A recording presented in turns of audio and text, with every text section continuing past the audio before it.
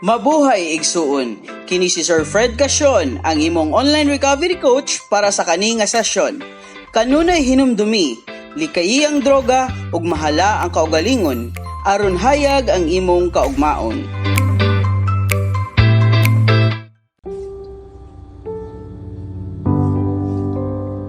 Sa dili pa magsugod, ang online recovery session magampo sa kita.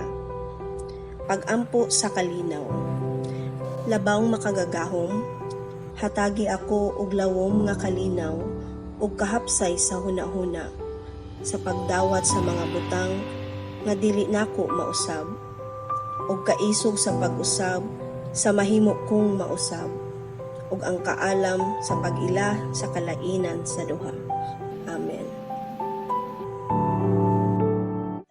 Okay, so maayong hadlaw sa tanan, brothers and sisters, kamusta man mo diha? Hinaot kong naamo sa maayong kahimtang and syempre magpadayon unta ta sa ato ang recovery. Okay? So for this day, dirian na punta sa ato ang relapse prevention. So I hope masabtan ninyo kung unsa ni ato ang tumong aning mga sessions. Okay? So ang title sa ato ang session for this day is Avoiding Relapse Drift. So ang tumong aning session is number 1, help client understand the process of relapse drift. Ato diri masabtan kung unsa day proseso aning ilang gitawag nga relapse drift. Ikaduha, help client identify things in their lives that are anchoring their recovery. Diri nato maila-ila kung unsa day ning mga butang, sitwasyon nga pwede nato makuhaan og kusog sa ato ang recovery. And ikatulo, help client identify things that must be avoided because they threaten to send clients into relapse drift. So pinakalas nga tumong is diri nato masabtan kung unsa din mga butang nga pwede makapalayo sa ato ang recovery or makapadaot sa atong recovery. Okay? So first part, mo na atong gitawag nga understanding how relapse drift can lead to relapse. Sabto nato ato masabtan diri ngano ang relapse drift mo lead or mo padayon man into relapse. Okay? Gibutang diha nga boredom can be a sign that you are not taking an active role in your recovery. Pasabot niya ni kung na-bored na ka sa imong adlaw-adlaw nga pag-recover, sa pag-attend nimo sa ato ang mga sessions or maybe sa pag-attend sa imuhang mga sa simbahan nga mga activities, meaning go with the flow lang ka ana. Okay? So gilaay ka kay sabay-sabay ra ka sa sitwasyon. Next, relapse drift is a process by which people slide from abstinence to relapse without even realizing that is happening. So gingon diha nga ang relapse drift usa daw ni siya ka proseso nga agian sa mga tawo nga ga-recover nga hinay-hinay nga mo-slide gikan sa recovery. Kadugayan di makabantayan, maingon na dayon siya sa pagka-relapse. Okay? So ang kanidong relapse drift sa atong recovery, no? Imagine nato usa ta ka ganing seaman or sailor nga naa sa barko. So syempre kung ang barko mudunggo para dili na siya mo cast away or malayo ang barko sa pantalan, so syempre ang seaman iya na ihikot ang maong barko didto sa maong pantalan. Okay? Now, kung pananglitan ang ato ang barko wala nato nahikot, okay, sa katong pantalan, what will happen sa atong barko? Syempre, mulayo ta sa maong pantalan. And eventually, the boat will drift away into unfamiliar and unsafe waters. Kung sa atong recovery pa, kung dili nato ihikot ang ato ang recovery through sa kaning ato ang mga activities nga makaayo sa atong recovery, eventually, kaning atong recovery, mupaduol sa relapse. Nakuha? Okay, next. To some, relapse may feel like a sudden occurrence, an unforeseeable disruption of recovery. So sa uban daw, ang relapse is kalit-kalit nga panghitabo. Na kanang walay mag-expect, walay makakita, no? Walay mga timailhan. Now, often it is the result of a gradual movement away from abstinence that is so subtle, clients can explain it away or deny responsibility for it. So basically, kaning relapse drift, no?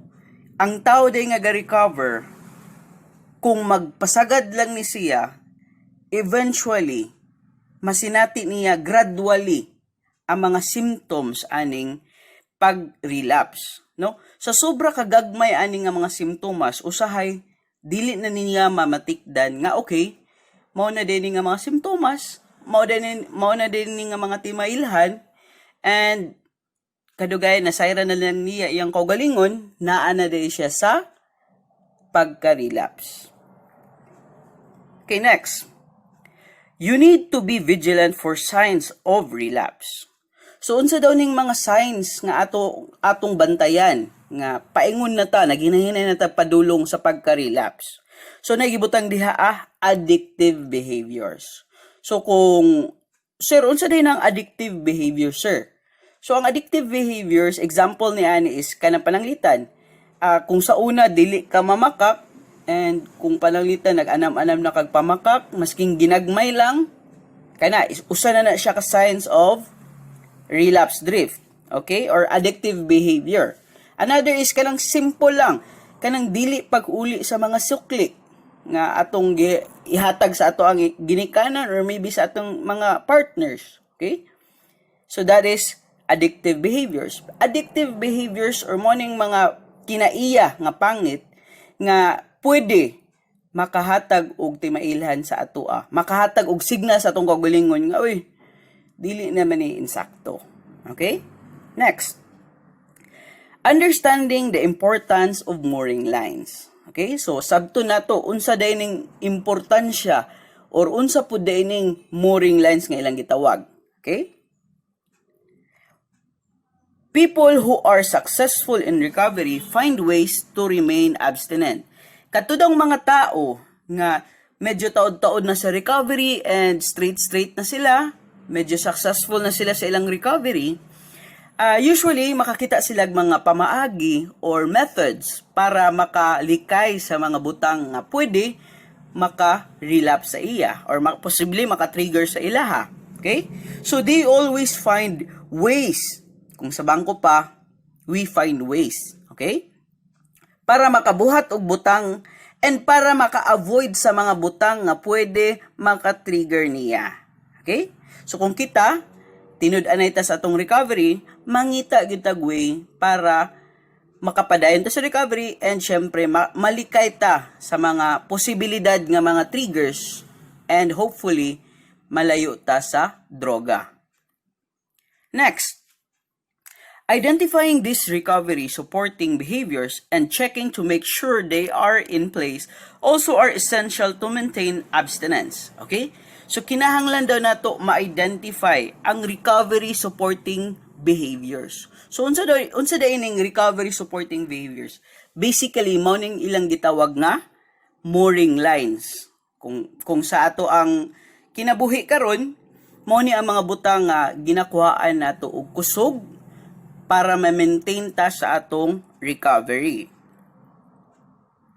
Next, mooring lines keeps you anchored in your recovery. So akong gingon kay na, ang mooring lines mo ni ang PC nga maghikot sa ato ang kaugalingon dool sa recovery. Okay? Prevents you from drifting away, alerts you to the first signs of relapse drift. So basically, these mooring lines are all the activities nga imong ginasunod adlaw-adlaw para malayo ka sa relapse. Okay? Next. So, take a look at this picture. So, mao ni siya. Ikaw nang nagsakay sa barko. Ang imong barko mao na ang imong recovery.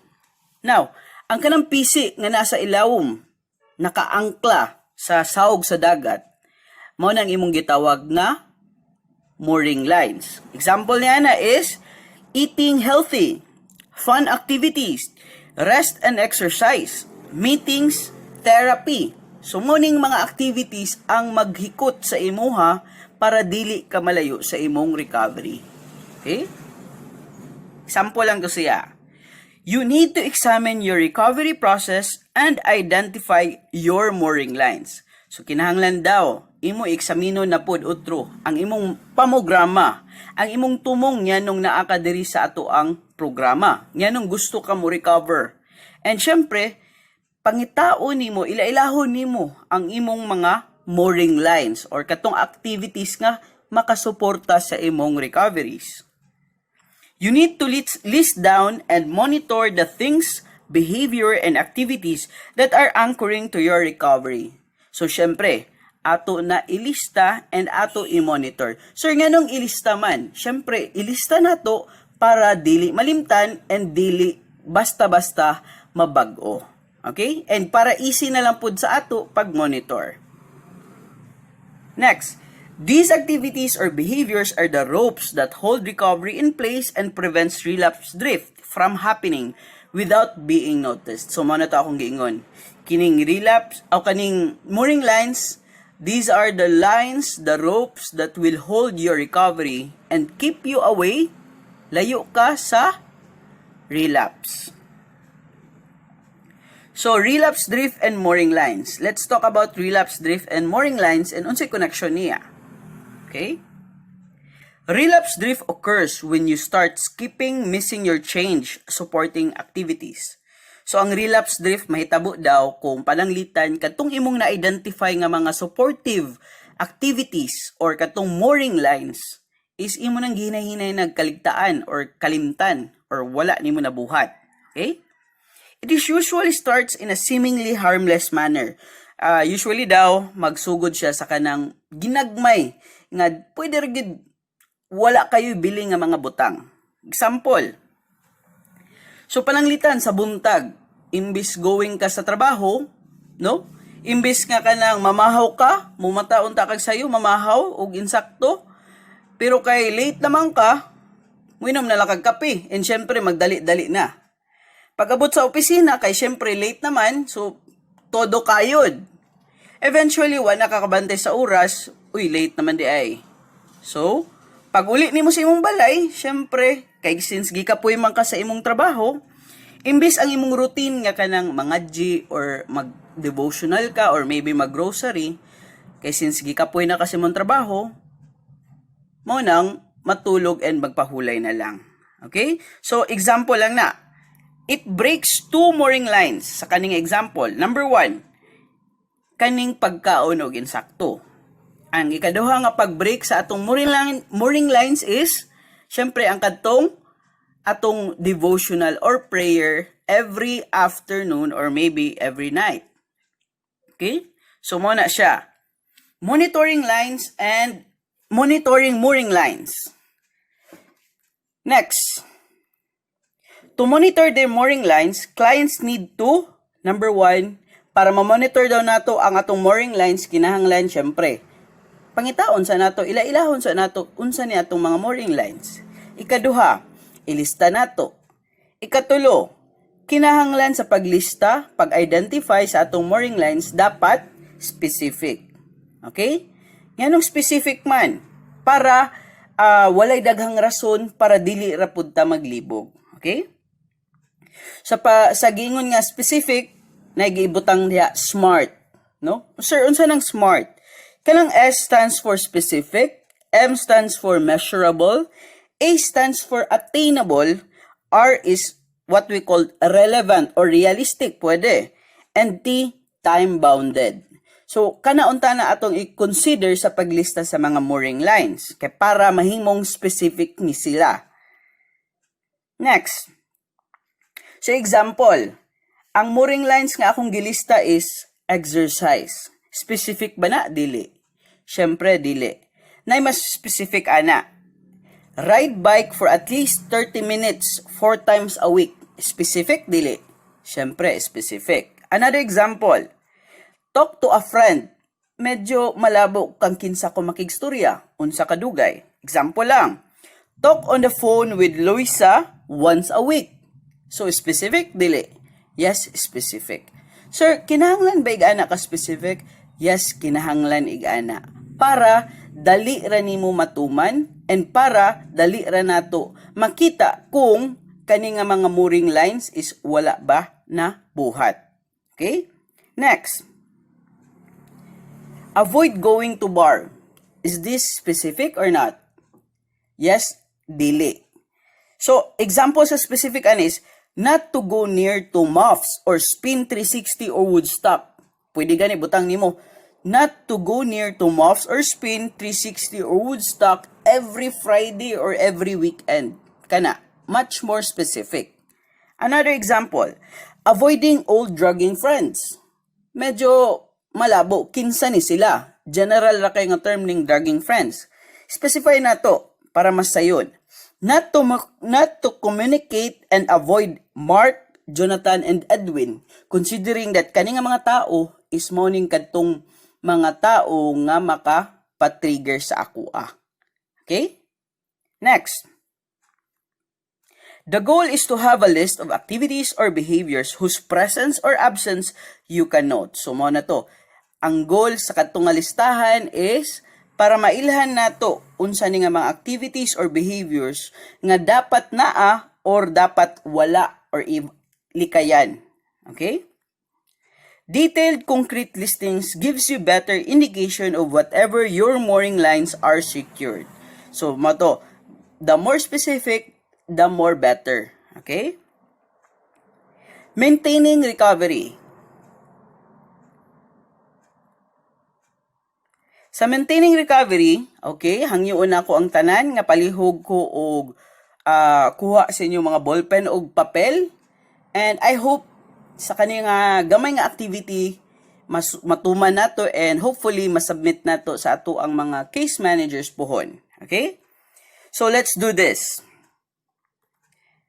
So I would ask everybody, so ako hangyo ng tanan, nga sa ilang papel, hopefully igaan ang itsura nga ilang mabuhat, nga inyong mabuhat. Okay? So, gamay lang siya nga table. Sa first column na mooring line behaviors, then ay mga pizza sa iyang tapad. No? Sa second nga column o second nga table is money ang mga things nga akong likayan or I am avoiding. And then na din mga pizza sa iyang mga tupad. So later mapakita nako unsa itsura ani pag inig mahuman or pag inig ma-fill upan nako. Okay? So follow these guidelines. Sundon nato ni nga mga guidelines inig maghimo na ta aning form. So number 1, kinahanglan ta mo identify o balag 4 to 5 nga mga specific things nga mo ni atong i-consider as mooring lines. Include items such as exercise, therapies, and group appointments, scheduling activities, 12-step meetings, eating patterns. So basically, apila tanan mga activities nga tan-aw nimo nakatabang sa imong adlaw-adlaw nga paglikay sa imong bisyo sa una. Okay? Next.